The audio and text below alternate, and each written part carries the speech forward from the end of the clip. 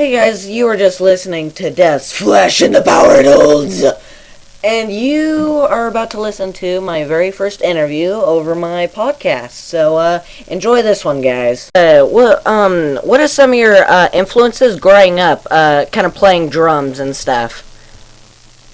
I started playing guitar around 13, so and shortly after that I got into the drums, so I would say Metallica was the main reason to start over into playing heavy metal. But before that was just like, pop music in general. Yeah. Listening to music as a kid. Yeah. But Metallica was the first thing that got me into heavy metal. Yeah. That's cool. What were some of the bands that you started before Devil Driver? Like a lot of bands I was in before Devil Driver. Yeah. Current members in Devil Driver were in as well. Because we've known each other since we were 14 or 15 years old. But what they were like. Yeah. Started off playing covers, Metallica, Slayer covers, stuff like that. Nice. Just kind of like thrash metal, I guess. Oh, that's cool. And then band I was in before Devil Driver, right before it, started becoming sort of like a rocky, kind of like Fake More kind of band. So it was kind of fun to get back into Devil Driver. To kind of go back towards what I started doing, Yeah, nice. Who came up with the name Devil Driver? Dez's wife did. Oh, wow. That's sweet. Learn something new every day. That's cool. And, so on my podcast, I play songs. So, I want to give you an opportunity to play a song. What would you like to hear? EXLPOSIA by Gojira. Oh, nice. One of me and my dad's favorite bands, actually. That's cool. And, yeah. So, here's EXLPOSIA by Gojira. Enjoy.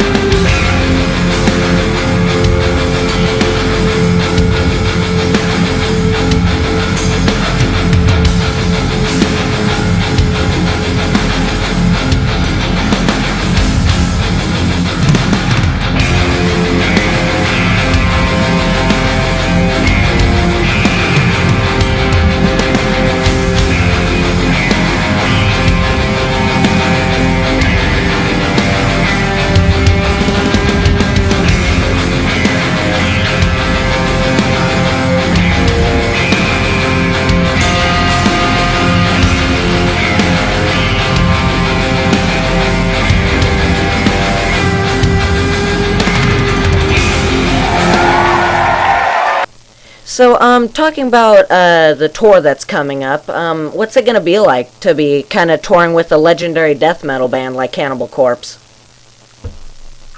I don't really know what it's gonna be like. I don't know them personally, except for Pat, just a little bit. Yeah. But in general, we've toured with a lot, like all bands of their kind of level of extreme, and we seem to go well with those kind of crowds. So I'm hoping for just a perfect co-handling fit mesh, and Nice. spend some more time in Scandinavia than we have before, like playing like 3 shows in Finland, which we don't get up there that much. So that'll be cool. So talk about your new upcoming record, with Devil Driver 6. How does it or what, like, was it fun to make it? Was it exciting and stuff? I wouldn't say fun is the exact word at all. It was very grueling because we wrote it. The schedule was just brutal. We wrote it almost within days of finished writing. We went on tour, and then after that tour, we didn't even go home. We flew directly from that tour to the studio to record the material in the studio. So it seemed like it's just kind of a nonstop 7-month process, Yeah. So we never done anything like that. Like, just really didn't second guess ourselves and just kind of went for it, But we did spend a lot of time on the writing process. We didn't rush it. But it was definitely, we took a simpler approach on this album compared to our last. So there was some stuff that was interesting for us to sit with and just go, okay, like, this is going to be a vocal part. So it doesn't have to, so to speak, like, be the most interesting thing that we've ever written, you know what I mean? Yeah. So, like, we were laying back on this record on purpose for vocals. Because we felt that our last record, although technically good and diverse and extreme, we just felt that we weren't writing for the song, we were more writing for ourselves. And because we write the music separately, and then we give it to Des. So we kind of felt like we didn't keep him in mind on most of that stuff. And I think it kind of showed a little bit in hindsight. There's just no real big choruses on our last record. So we tried to reverse our thinking a little bit. And think of Des a lot of the times when we were writing. Yeah, for sure. Any album title ideas that you have in mind? Yeah, but none I could really talk about because we don't even know ourselves what it is. Alright, that's cool. Yeah, but we're floating around on 4 or 5 of them, I think, at this moment. But, it still doesn't come out till August 20th. 22nd this year, so. That's cool. How does it relate to your last album? Is it more melodic, heavier, slower? Yeah, it's a slower album. And I wouldn't quite say melodic is the word. Just more a simpler approach, more like our third, second record. Yeah. But there are some really technical parts on it, so I'm not hoping about underselling it. It's not just some straightforward, boring album. Like, it's really got some really cool, interesting groove stuff on it. Stuff we've never done before, but it's just definitely not like Pray for Villains or Beast, those 2 records that were more predominantly reliant on speed, it seemed like, Yeah. What was your favorite Devil Driver record that you made? All in all, probably, that's tough, but probably Last Kind Words. Last Kind Words. Probably, because I don't know, it encompasses a lot of cool stuff about us, Yeah. And also it represents a special time for me with the band. It kind of seemed like on that record was when we broke, so to speak, and got a lot of good tours, and things started just coming our way instead of us trying to find them, Yeah. Just the band's popularity became, increased quite a bit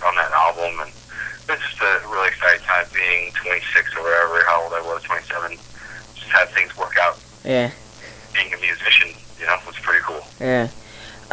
When you're not on tour, what are your kind of some of your hobbies that you do?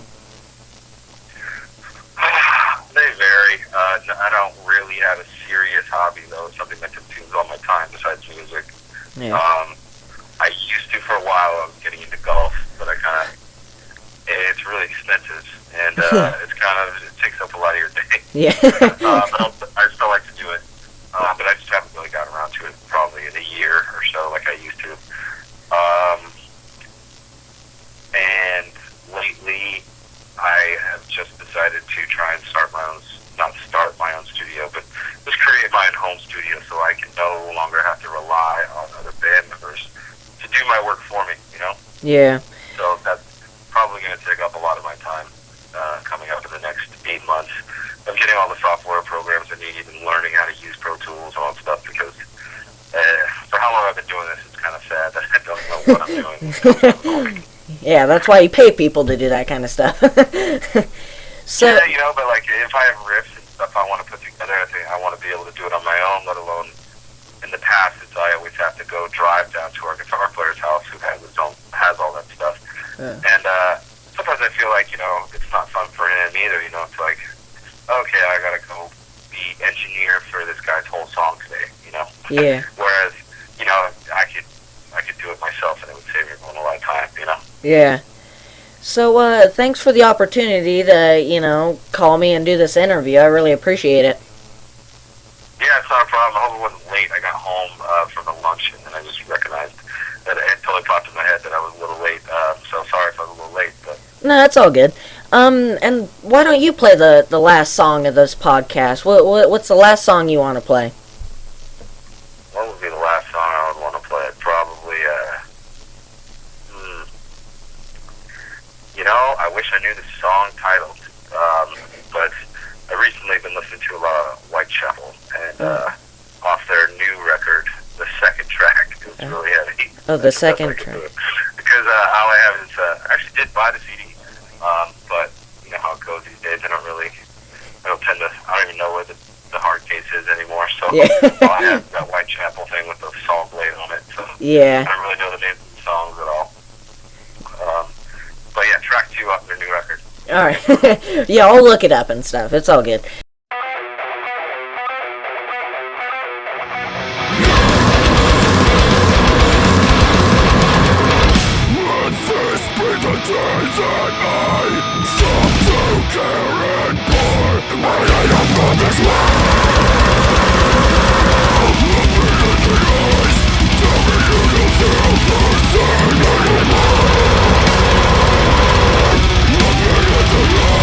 Tell me you don't feel the